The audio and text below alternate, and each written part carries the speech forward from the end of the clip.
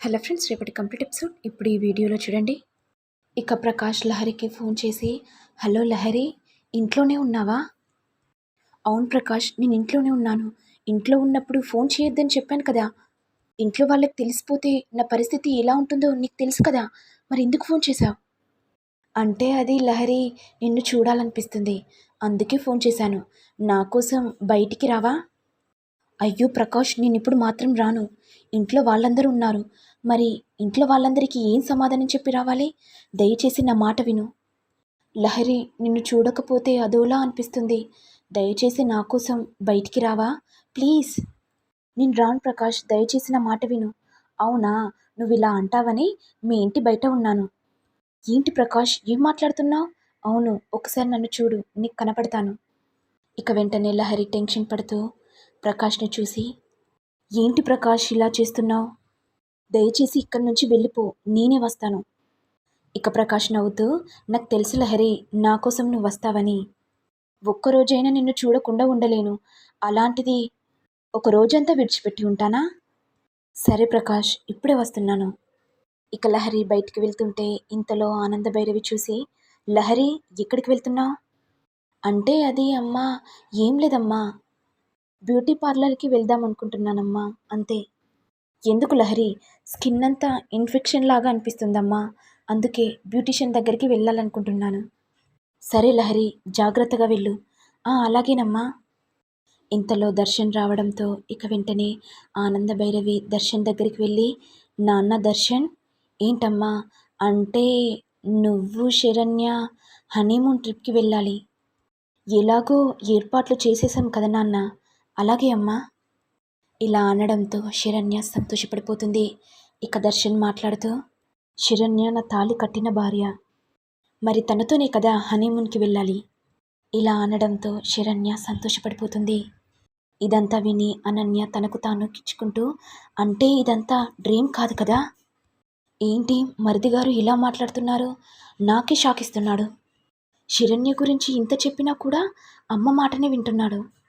అసలు మరిదిగారిని ఏమనుకోవాలి? చెప్పేటప్పుడేమో మౌనంగా వింటున్నాడు, నాకే సపోర్ట్గా మాట్లాడుతున్నాడు. ఇప్పుడేమో శరణ్యకు సపోర్ట్ చేస్తూ మాట్లాడుతున్నాడు. అసలు ఏం జరుగుతుంది? ఇక వెంటనే దర్శన్ మాట్లాడుతూ, 5 డేస్ ప్రశాంతంగా బయటికి వెళ్ళి మా మధ్య ఏర్పడిన గ్యాప్ని చెరిపేయాలనుకుంటున్నానమ్మా. ఇదంతా విని ఆనంద భైరవి సంతోషపడుతూ, శరణ్య, నువ్వు వెళ్ళి లగేజ్ సర్దుకో. అలాగే అత్తయ్య, మీరు చెప్పినట్టు చేసేస్తాను. ఇక వెంటనే దర్శన్ మనసులో, శరణ్యతో బంధం తెంచుకోవడానికే ఈ ప్రయాణం. సమీర చెప్పినట్టుగా శరణ్యను తీసుకొని వస్తాను. కానీ హనీమూన్ ట్రిప్కి వెళ్ళేది సమీరాతోనే. పాపం శరణ్యేమో సంబరపడిపోతుంది. శరణ్య, హనీమూన్ ట్రిప్కి నీతో వస్తానని నువ్వెలా కలగంటున్నావు? అయినా నీకు తెలియదు కదా, సమీరాతో వెళ్తున్నాను. నువ్వు వస్తే నిన్ను ఎక్కడనో దించి సమీరాతో వెళ్ళిపోతాను. ఇక నేను సమీరాని పెళ్లి చేసుకొని ఇంటికి వస్తాను. అప్పుడు నువ్వు ఏం చేయలేవు శరణ్య. పాపం ఈ మహానటి ఏమో సంతోషపడిపోతుంది, అసలు ముందు ఏం జరుగుతుందో కూడా ఆలోచించలేకపోతుంది అని దర్శన్ నవ్వుకుంటూ ఉంటాడు.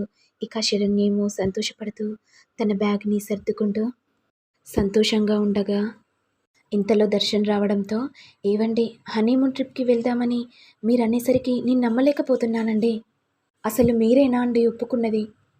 ఇప్పటికీ నా మీద ద్వేషంగానే ఉన్నారు. అలాంటిది అత్తయ్య గారు చెప్పగానే ఒప్పుకున్నారు. చాలా సంతోషంగా ఉందండి. అవును శరణ్య, నీతో రూడ్గా బిహేవ్ చేయడం నాకు కూడా నచ్చలేదు. అందుకే నేను కూడా నా బిహేవియర్ని మార్చుకోవాలనుకుంటున్నాను. మన ఇద్దరం సంతోషంగా హనీమూన్కి వెళ్దాం, సరేనా? సరే అండి. మీరు మారాలని ఎన్నో కలలు కన్నానండి, ఇప్పుడు మారారు, చాలా సంతోషంగా ఉందండి. ఇలా మాట్లాడుతుంటే ఇదంతా అనన్య విని, ఓహో, అంటే మరిదిగారు మారిపోయారన్నమాట. అసలు మరిదిగారు మారారా, లేకపోతే మారినట్టు నటిస్తున్నారా? నాతోని మాట్లాడినప్పుడేమో మరిదిగారు తనతో హనీమూన్ ట్రిప్కి వెళ్ళానని చెప్పాడు. మరి ఇప్పుడేంటి హనీమూన్ ట్రిప్కి వెళ్దామంటున్నాడు? అసలు ఏదో జరుగుతుంది. సమీరాకి ఫోన్ చేసి కనుక్కోవాలి, అప్పుడే కదా నాకు నిజం తెలిసేది అనుకుంటూ అనన్య సమీరాకి ఫోన్ చేయగానే సమీరా ప్లాన్ అనన్యకి చెప్పగానే, ఓహో, మరిదిగారు మీరిలా స్కెచ్ చేశారా? నాకు ఇప్పుడు అర్థమైంది మరిదిగారు. నాకన్నా మీరు బాగా నటిస్తున్నారు. పాపం పిచ్చి శరణ్య, దర్శన్ మారాడని అనుకుంటుంది అని అనన్య నవ్వుకుంటుండగా ఇంతలో ఆనంద భైరవి వచ్చి, ఏంటి అనన్య, నా ప్లాన్ ఎలా ఉందో అర్థమైందా? అయ్యో అత్తయ్య, మీ ప్లాన్ నాకు చాలా బాగా నచ్చింది. మీరు ఒక్కసారైనా ఆలోచించలేదా అసలు మరిది గారు శరణ్యతో హనీమూన్ ట్రిప్కి ఎందుకు వెళ్తున్నాడో? ఇన్ని రోజులు శరణ్యతో ద్వేషంగా ఉన్న మరిది గారు ఇప్పుడు శరణ్య మీద ప్రేమ చూపడం మీకు డౌట్ అనిపించట్లేదా? ఏంటి అనన్య, ఏం మాట్లాడుతున్నావు? అయ్యో అత్తయ్య గారు, ఇంత మంచి క్లూ ఇచ్చాను, అయినా మీరు పసిగట్టలేకపోతున్నారు. మరి నేనేం చేస్తాను చెప్పండి? అత్తయ్య గారు, మీరు చెప్పేది కూడా నిజమే.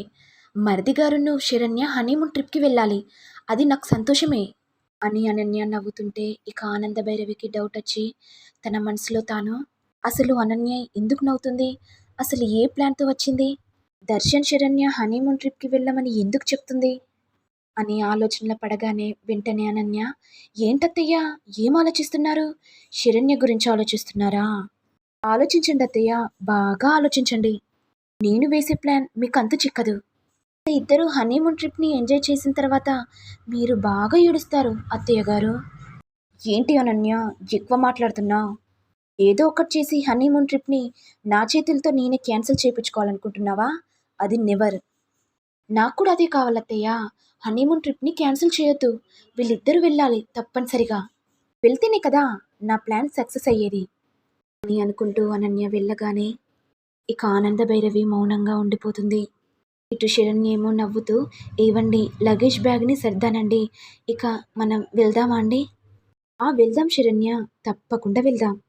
ఇక దర్శన్ శరణ్య ఆనంద భైరవి కాళ్లకు నమస్కారం చేసి వెళ్తుండగా అనన్య చాలా సంతోషపడిపోతుంది.